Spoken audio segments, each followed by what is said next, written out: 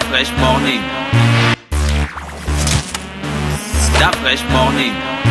Vous êtes sur les 104.5 Urban FM, la station urbaine. On est avec Jean-Paul. Jean-Paul, bonjour. Bonjour, la Fresh. Jean-Paul, tu es né en avril?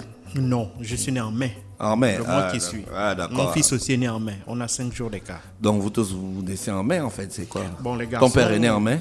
Non, mon père est né en avril par contre. D'accord, ok. Voilà. Et ta mère? Ma mère est née en juillet. D'accord. Ok, alors ce matin on va parler de quoi? Alors justement, nous sommes le 1er avril, donc nous allons parler de cette tradition du 1er avril. Pourquoi est-ce que les gens se font des blagues et des farces à partir du 1er avril? Alors, tout part notamment d'une décision qui a été prise en France, notamment le 9 août 1564 à Roussillon, sur le Rhône, près de la ville de Grenoble. Le roi de France, Charles IX, va signer, en présence de sa mère, la régente Catherine de Médicis,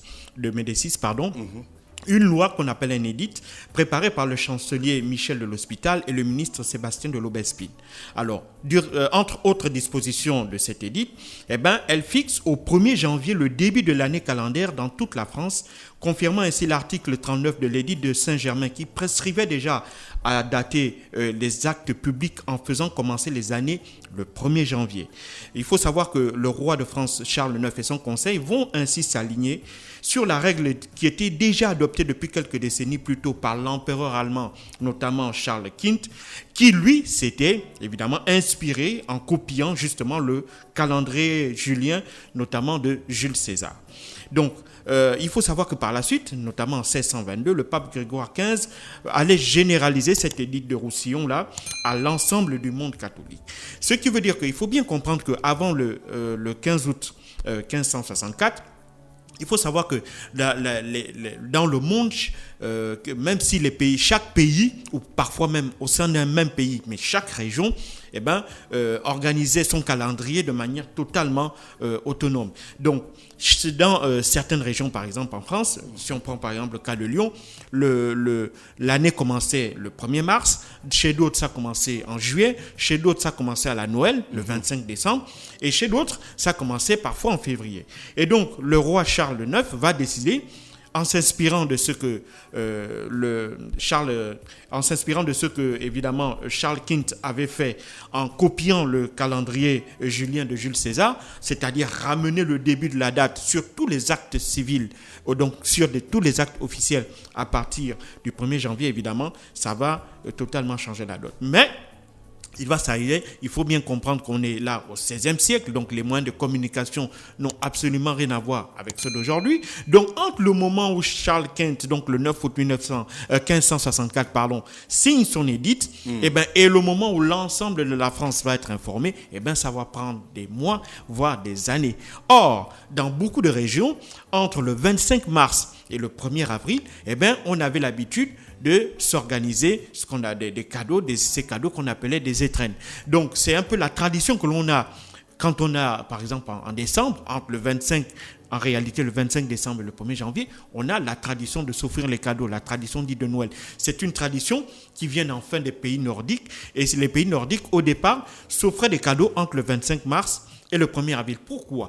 Parce que c'est la période qui annonçait la fin de l'hiver. Donc, pour célébrer la fin de l'hiver, on offrait des cadeaux à des personnes pour lesquelles on se sentait particulièrement proche. Et donc, pour ceux qui n'étaient pas informés du changement de calendrier et qui offraient des cadeaux entre le 25 mars et le 1er avril, ces cadeaux-là étaient, en fait, on se foutait de leur gueule, si on peut parler, voilà, on se moquait d'eux parce que, évidemment, ils n'étaient pas informés de ce changement de calendrier. Et par la suite, c'est le type de cadeau qui va changer. Donc, au lieu d'offrir des cadeaux pour faire plaisir, on va offrir des farces. On va commencer à faire des blagues aux gens à partir du mois d'avril, donc du 1er avril.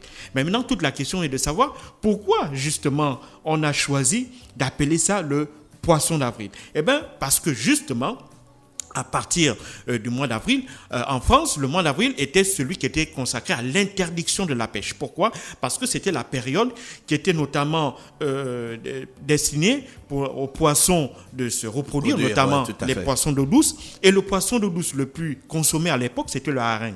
Et donc, ce poisson d'eau douce-là était normalement interdit d'être pêché durant le mois d'avril. Et donc, la farce de l'époque consistait à prendre un hareng et l'envoyer à quelqu'un. Donc, si vous recevez un hareng au mois d'avril, c'est complètement incongru. Ça veut dire que, en fait, on se fout de votre gueule, quoi. Surtout si vous étiez quelqu'un qui aimait la pêche à l'époque. Et donc, comme on ne pouvait plus s'offrir des harengs, alors la tradition va passer à l'idée de dessiner un poisson sur un bout de papier et de vous le coller discrètement sur le dos. Et donc, à partir du 1er avril, évidemment, on voyait circuler dans la rue des gens qui avaient des poissons dessinés sur leur, enfin, des poissons dessinés sur un bout de papier collés sur leur dos à leur insu. Et donc ça faisait un peu rire tout le monde. Et c'est ainsi que, évidemment, cette tradition-là va commencer à, si tu veux, à s'internationaliser. Elle va donc partir de la France et ensuite se répandre notamment en Europe. C'est ainsi que, par exemple, on peut constater que en Écosse, par exemple, ou dans les pays anglo-saxons, donc en Écosse, par exemple, on appelle ça le hunt de gowk. Le hunt de gowk, le but, notamment dans le hunt de gowk, qui commence aussi le 1er avril, c'est de faire remplir à quelqu'un, par exemple, un objectif totalement insensé, totalement absurde. Mais globalement, les pays anglophones célèbrent le 1er avril comme l'April Fool's Day. Si tu veux, les blagues qu'on fait faire aux gens, c'est des April Fools. Et puis, évidemment, il y a dans d'autres pays dans le monde, notamment même en Asie, où par exemple, on a au Japon, le 1er avril, qui est également un jour de farce, est appelé le Bangutsetu, qui veut dire en réalité la saison des 10 000 absurdités. Donc c'est un jour aussi où on n'hésite pas à se faire des blagues entre amis, mais il ne faut pas l'oublier que le 1er avril pour les Japonais représente surtout le début de ce qu'on appelle la danse des cerisiers. C'est une fête qu'on appelle les sakura. Pardon. Donc aux États-Unis, comme je l'ai dit, le sakura. Donc, au Japon, c'est il y a un restaurant à Libreville qui s'appelle le Sakura. Oui.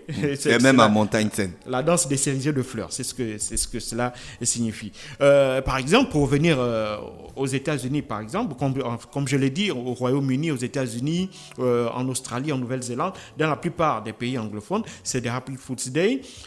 Donc, c'est surtout là-bas où on a continué la tradition qui consiste à se coller des bouts de papier sur lesquels on a dessiné des poissons dans le dos. En Belgique, eux, ils ont été les premiers à moderniser en quelque sorte le poisson d'avril, parce que là-bas, ils vont être les premiers à utiliser des moyens de communication modernes. À la télé, à la radio, on va pour la première fois voir des journalistes annoncer de fausses informations et parfois même appeler des hommes politiques participer à ce jeu-là. Et ensuite, la tradition va aller et s'étendre notamment aux blagues téléphoniques, comme on peut maintenant le voir un peu comme on le fait encore aujourd'hui.